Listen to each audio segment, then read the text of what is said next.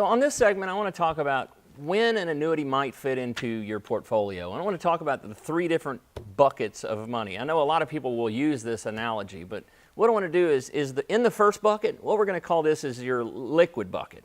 That's basically where you would have your bank, your checking account, your savings account.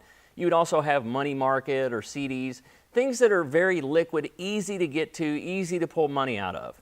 Typically, what we recommend to maintain in that bucket is going to be somewhere between 6 at a minimum and 12 months at a maximum in cash. So what I mean by that is if your expenses or your monthly budget calls for $3,000 a month, that's what it's going to cost you to maintain your standard of living, then what we would want is we would want to see you have $18,000 at a minimum in cash and $36,000 at a maximum in the bank or in checking/savings accounts.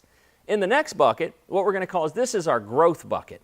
And growth accounts, this is going to be things that are moderately liquid. You can get to it if you need to within a few days. So this is where you'll see stocks, bonds, exchange-traded funds, mutual funds.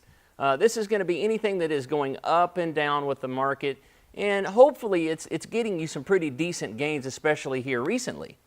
In the third bucket, this is where you'll call it your income or your guaranteed bucket.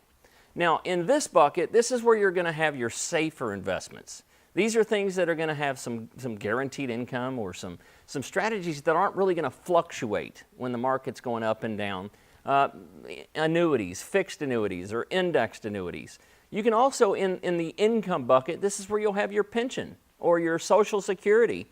And what you want to do is if your expenses are $3,000 a month, then what you want to do is you want to have at least $36,000 a year in income coming in off of your guaranteed bucket.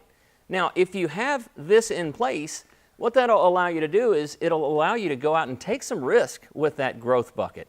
We talk a lot about the rule of 100 here on the show, and basically what the rule of 100 tells you is whatever your age is, that's the number you take from 100. That's the percentage of your portfolio that you want to be safe in the guaranteed bucket. So let's say you have someone that's 65 years old and they have $1 million in their portfolio. Well, they would want $650,000 in a safe bucket, in a guaranteed bucket that's producing income for them. And then with the balance, $350,000, they could have it in a combination of the growth bucket and the liquid bucket. So if you have any questions about how your portfolio is allocated currently, and just make sure that it's in the right buckets and it's serving the correct purpose for you, give us a call at our office and we can sit down with you for a free complimentary review.